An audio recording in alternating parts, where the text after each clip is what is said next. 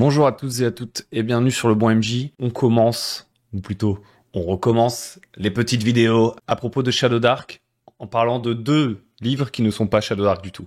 Voilà, c'est ça, c'est la chaîne Le Bon MJ, désolé, c'est comme ça. Même si là je me remets à jouer à Shadow Dark et tout, les bouquins dont je peux me servir, que je compulse, que je feuillette pour préparer du Shadow Dark ne sont pas nécessairement des livres Shadow Dark, mais ce sont des livres qui, à mon avis, peuvent vous aider à préparer du Shadow Dark et à aller chercher en fait, en l'occurrence ici, des petites idées pour rendre votre monde dans lequel vous allez jouer ou votre prochain donjon, si vous êtes sur plutôt quelque chose de plus court terme, votre petite aventure, votre machin, aller chercher en fait des petits twists sur la fantasy. Moi, je trouve que ça c'est assez cool. J'aime bien jouer dans les univers qui partagent cet imaginaire un peu qui s'est créé autour de Donjons et Dragons. On retrouve en fait des concepts familiers, parfois placés de manière un peu gonzo, des gobelins, des squelettes, des dragons, des abolettes et des schmilblick. Et ce que je trouve cool, c'est à chaque fois d'essayer d'apporter un petit twist, un petit truc sur certains de ces éléments, qu'il y en ait certains, en fait, on les retrouve, qu'on se sente dans un univers d'une certaine façon qui est familier, qui s'est construit sur le temps long, qui est partagé par différentes générations de joueurs. Et du coup, cette familiarité, je trouve qu'elle est importante dans ce genre de jeu pour que, enfin, tout du moins, elle est importante, comment dire. Le fait qu'on sache un peu ce que c'est un univers à Donjons et Dragons, ce qui est cool, c'est que ça permet de vite entrer dans l'action. Parce que tout simplement, on connaît un peu les tropes, etc. Donc on peut y aller de manière assez instinctive au début et découvrir les spécificités, les trucs un peu étranges de l'univers dans lequel on va jouer au fur et à mesure. Là où dans d'autres settings très très spécifiques, avec un contexte bien particulier, c'est pas toujours évident, il n'y a pas forcément grand chose de familier, donc on a plein de questions sur le lore, sur est-ce que mon personnage il ferait vraiment ça, je sais pas trop. Dans un univers à la D&D, la question se pose pas trop, donc je trouve que c'est une force, c'est bien qu'il y ait cette familiarité, mais il faut aussi qu'il y ait les twists, les trucs qui font que on a envie de visiter le machin et qu'on n'ait pas l'impression de jouer tout le temps la même campagne, d'une certaine façon. Même si jouer tout le temps la même campagne, honnêtement, c'est un peu une vue de l'esprit, à mon avis. Bref, je vais vous parler de deux livres qui ne sont pas du Shadow Dark, mais qui permettent d'aller chercher ces petits twists que je trouve plutôt cool.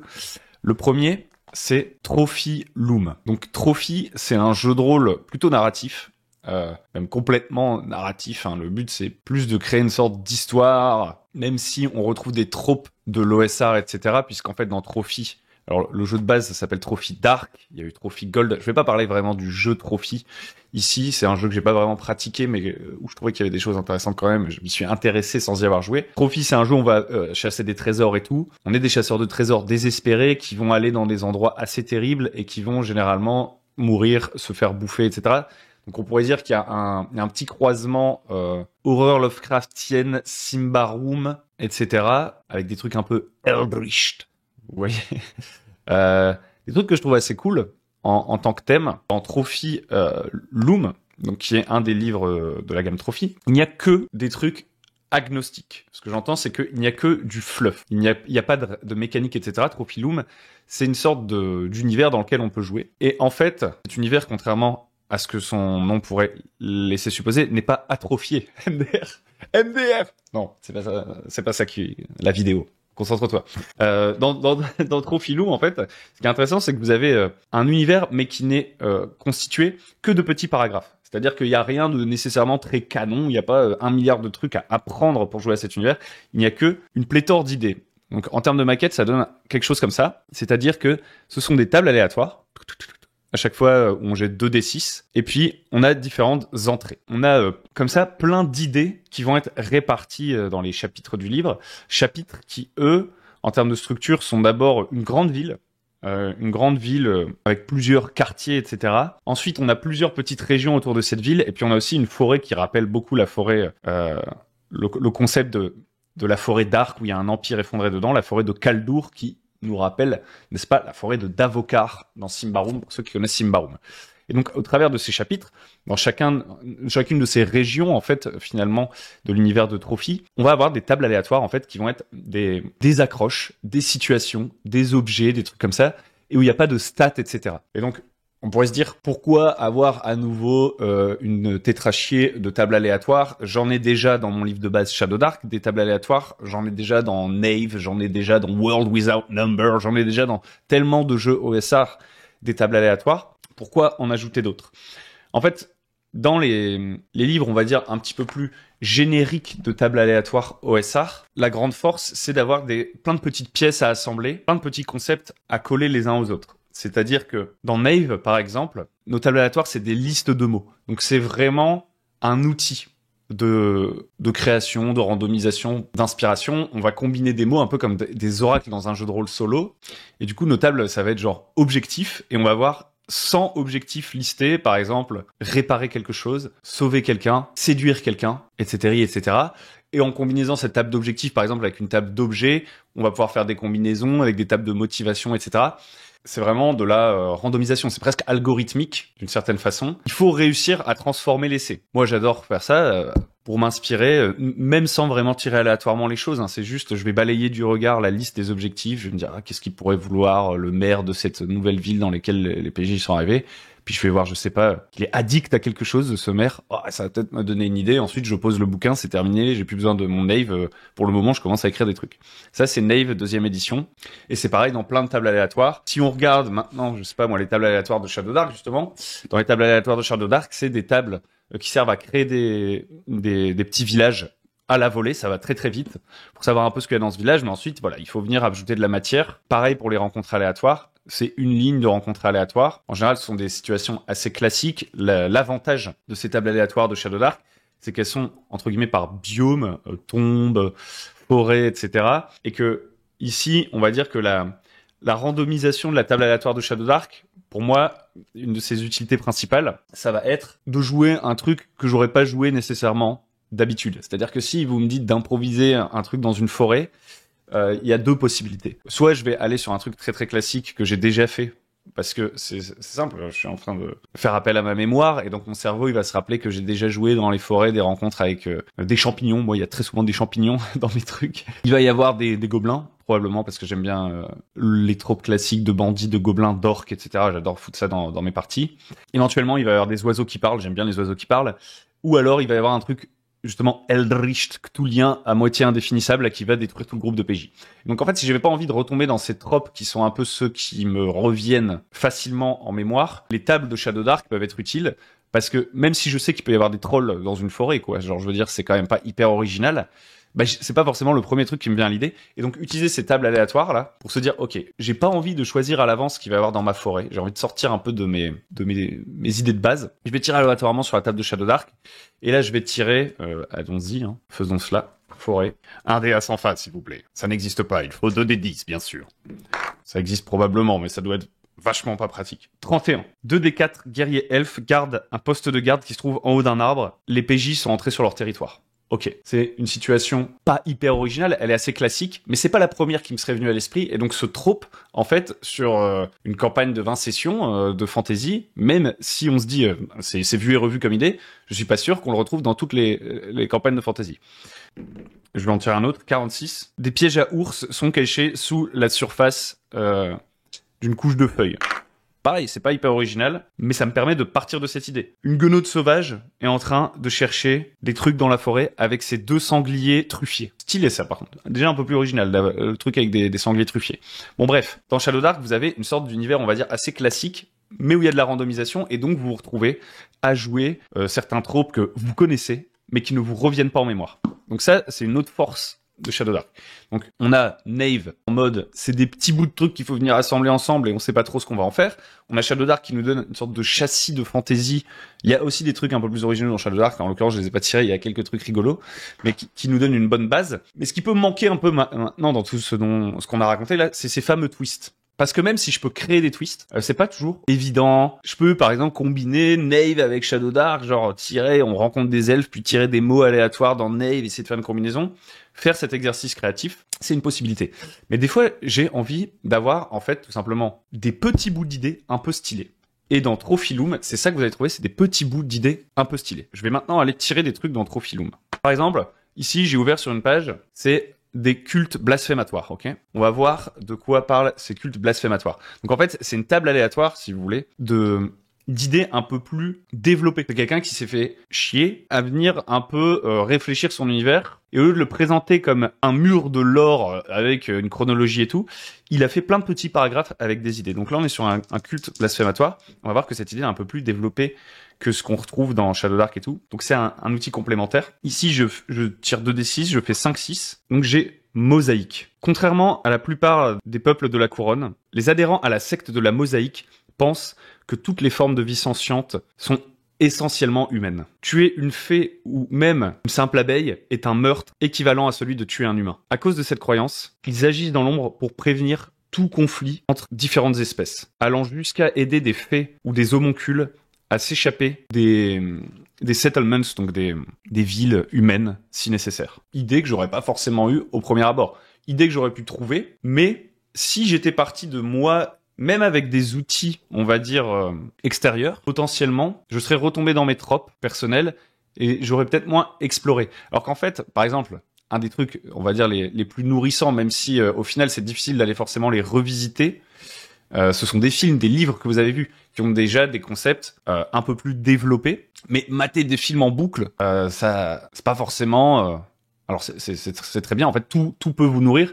Mais regardez entièrement un film quand vous avez envie juste de compulser plein d'idées qui peuvent être sympas et que vous voulez pas justement regarder des films en vous disant activement « Ouh là là, je suis en train de m'inspirer pour mon jeu de rôle ». Moi, en fait, j'aime bien séparer... voilà. Je me suis un peu emmêlé les pinceaux. J'aime bien séparer le fait de me dire là je suis en train de lire Game of Thrones sur ma liseuse, là je suis en train de regarder une série et séparer ça du moment où je me dis je suis activement en train de m'inspirer pour ma partie de jeu de rôle.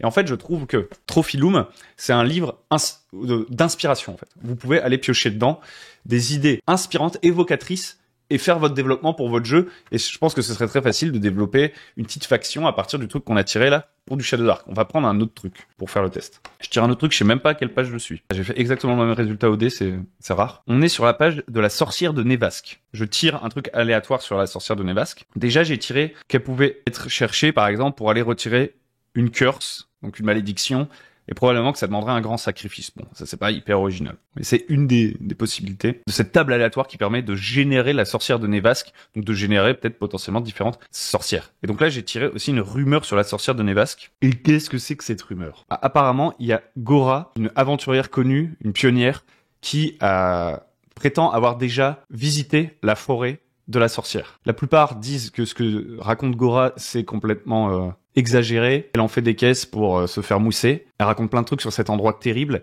Mais les quelques autres personnes qui sont déjà rendues dans la forêt considèrent que Gora est quelqu'un de fiable. Et donc que c'est apparemment une bonne informatrice à aller rencontrer si on veut aller voir la sorcière.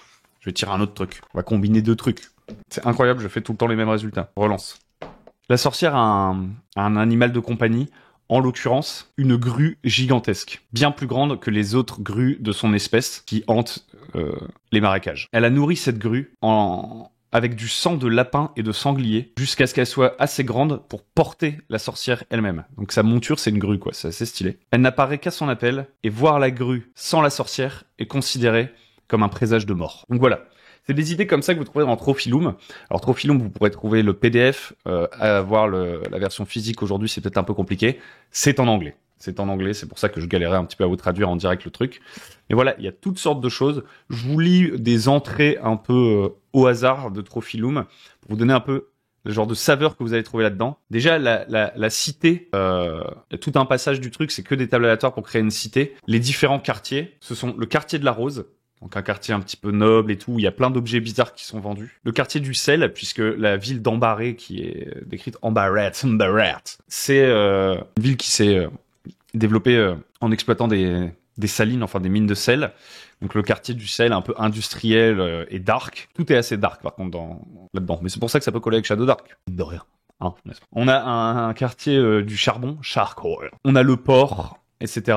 On a la prison. Donc ça, c'est vraiment les différents quartiers de la ville. Par exemple, là, j'ai un tableau, c'est qu'est-ce qui se cache derrière le masque de cette fée? Parce qu'il y a des Feyborn. On a aussi, par exemple, dans le setting de Trophy, il y a certains personnages, ce sont des automates, en fait, des mannequins, des marionnettes animées. On a une table aléatoire là-dessus. On a pas mal de trucs sur des cultes, des ruines anciennes, tout ça. Dans les Borderlands, vous avez des tables pour différentes régions, des dieux locaux, la bande du joueur de flûte. J'ai l'impression, The Piper's Band. Bref. Un livre où il y a plein de trucs inspirants. Le deuxième, ça devrait aller plus vite, peut-être un petit peu plus direct, applicable, direct à des univers à la donge, c'est Bestial Ecosystem Created by Monster Inhabitations. En tout cas, si la vidéo vous plaît jusqu'à maintenant, n'hésitez pas à liker, à vous abonner et si vous le souhaitez, à soutenir sur Tipeee la chaîne. Donc dans celui-là, je vous montre une double page classique. En fait, on est sur le bestiaire de Donge, quoi. Alors pas complet, mais en gros, on a les grands monstres classiques de la fantasy et il n'y a pas de stats, etc.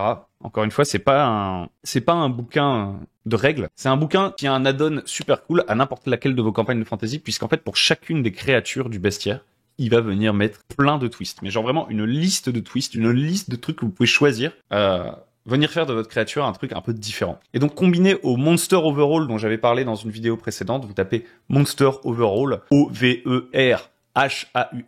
Voilà, là avec ces deux bouquins, vous pouvez quand même créer plein de tribus d'orques différentes, par exemple. Plutôt que les orques, ce soit toujours le même truc. Vous pouvez créer plein de démons différents, plein d'aliens, d'automates et de harpies avec des twists. Le Monster Overhaul, il a des stats, il est peut-être un petit peu moins axé, on va dire, lore, je sais pas comment dire. Celui-là, c'est vraiment que des anecdotes. En fait, je pense que ce bouquin-là, il est parfait, entre guillemets, pour venir combler le truc, la situation, typiquement, du PJ qui veut en savoir plus sur un monstre. Donc, prenons un exemple. On va prendre, justement, les gobelins. Ok, donc les gobelins, on les a vus, on les a revus, on les a re-revus. Les gobelins, grosso modo, classiquement, c'est quoi? C'est soit c'est des serviteurs un peu des orques, c'est des orques moins, soit méthode Merry Munchman, n'est-ce pas? Il y avait un article dans Nock. Les gobelins, par exemple, c'est des alphelins en colère. Les gobelins à la Seigneur des Anneaux, ils sont des milliards et vivent sous terre. Les gobelins à la Pathfinder, ils sont complètement foufous. Les gobelins à la Warcraft Warhammer, ils sont ingénieux, ils fabriquent des armes absurdes, destructrices. Vous voyez, il y a différentes tropes de gobelins qu'on connaît, tout ça. Avec celui-là, vous allez peut-être en trouver d'autres avec ce bouquin-là. Donc, on nous écrit d'abord, description, une créature monstrueuse, petite, grotesque, malicieuse, pleine d'avidité. Les choses que l'on sait, ils ne font jamais plus de la moitié de la taille de la plupart des créatures intelligentes. Voilà, ça c'est ce que les gens savent. Ce sont nos gobelins classiques. Et puis ensuite, quand vos PJ vont aller à la rencontre de ces gobelins, ils vont peut-être découvrir qu'eux, ou alors quand vos PJ vont lire des livres sur les gobelins, ils vont peut-être découvrir qu'eux, ou alors quand ils vont dire... Maître du jeu, est-ce que je peux faire un jet pour savoir plus de choses sur les mœurs des gobelins? Est-ce que j'en ai déjà entendu parler? Ils vont peut-être découvrir que...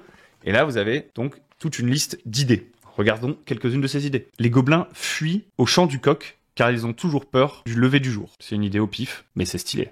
Pour faire un plan. On arrive avec un coq et tout pour stopper les gobelins. Les gobelins sont en réalité des grenouilles pensantes, qui ont grossi et sont devenues encore plus affreuses. C'est pourquoi ils font des petits bonds lorsqu'ils se déplacent. Pourquoi pas? Peut-être que dans cette campagne spécifique, oui, on va revoir des gobelins. Oui, monsieur. On a envie de les voir, ces foutus gobelins. Mais cette fois-ci, ils sont un petit peu différents. La seule chose plus délicieuse que de la viande de cheval pour un gobelin, c'est de la chair humaine. Ils sont cannibales, cette fois-ci. Les gobelins sont une manifestation du chaos. La moindre chose qui semble structurée les rend fous. Les gobelins ont une culture basée sur l'honneur et la honte, et sur leur image un peu à la manière de samouraï, garder la face, vivent dans un système complexe dans lequel il faut faire preuve de courtoisie et il y a 1 milliard de coutumes à respecter. Ou alors encore, les hommes et femmes pieuses sont aveugles à la présence des gobelins. Plein d'idées comme ça qui vont vous permettre de faire des gobelins un petit peu différents. Les gobelins n'ont pas de langage, ils ne communiquent qu'avec des cris, un peu comme les singes. Les gobelins sont une sorte de promotion spéciale pour des larves démoniaques.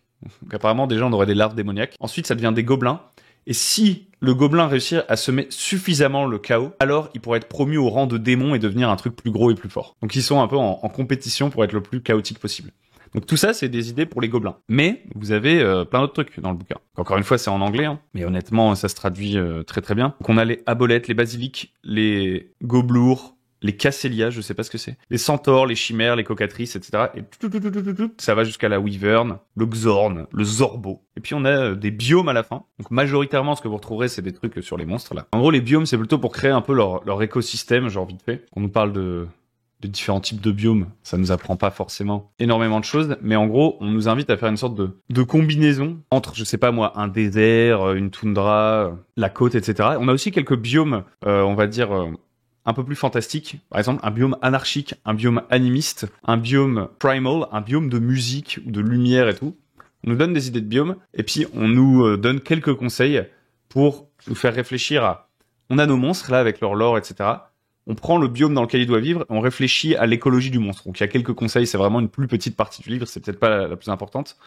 Et on nous invite à nous interroger sur cet écosystème en se demandant est-ce qu'il y a des insectes volants, est-ce qu'il y a des bactéries dans ce biome, est-ce que il y a une brume, est-ce qu'il y a des plantes, est-ce qu'il y a des monuments, est-ce que bon, voilà, ça c'est un petit peu plus compliqué à vous expliquer. C'était pas vraiment le but du bouquin, c'est vraiment une plus petite partie du bouquin à la fin avec des conseils aussi. En fait, créer ces biomes. Donc, c'est-à-dire créer une table aléatoire dans laquelle vous allez, par exemple, je sais pas, vous créez un truc qui s'appelle les collines hurlantes, là. Vous réfléchissez à ce biome, vous décidez les monstres, vous faites des entrées dans la table aléatoire et vous décidez de l'activité de ces monstres. En gros, c'est comment développer un sentiment de vie organique autour des monstres et du biome dans lequel ils vivent. Mais ce qui est vraiment intéressant dans ce bouquin, si vous voulez, c'est ce dont je vous ai parlé sur les gobelins, qui va venir s'appliquer sur toutes les autres créatures classiques. Et donc, ça peut être inspirant pour le petit twist. Donc, c'est je pense un truc par exemple qui peut assez bien se combiner avec le bouquin de Shadow Dark. Par exemple, vous vous dites mes PJ vont bientôt aller dans une forêt. Donc soit vous la jouez full random, soit vous préparez plein de trucs, vous faites comme vous voulez.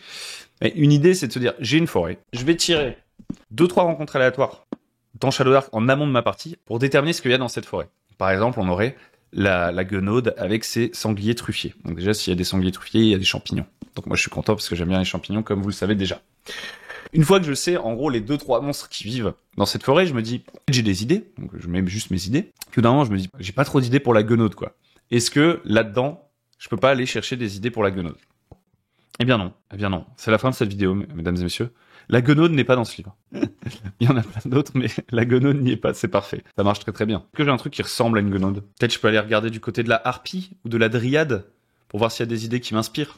En tout cas, je vais venir twister un peu ma guenaude, soit avec les idées que j'aurai en prenant ma douche, si j'ai le temps de prendre une douche avant ma partie de jeu de rôle, soit avec ce petit truc. Ou alors peut-être que pour ma guenaude, je peux aller voir du côté de Trophiloum, la sorcière machin qu'on a regardé tout à l'heure. Ça ressemblait quand même pas mal à une guenaude. On peut peut-être aller s'inspirer, peut-être que la guenaude, non seulement elle a des sangliers truffiers, mais en plus elle est montée sur une grue nourrie au sang de lapin. Vous imaginez le truc? Bref, c'est tout pour moi.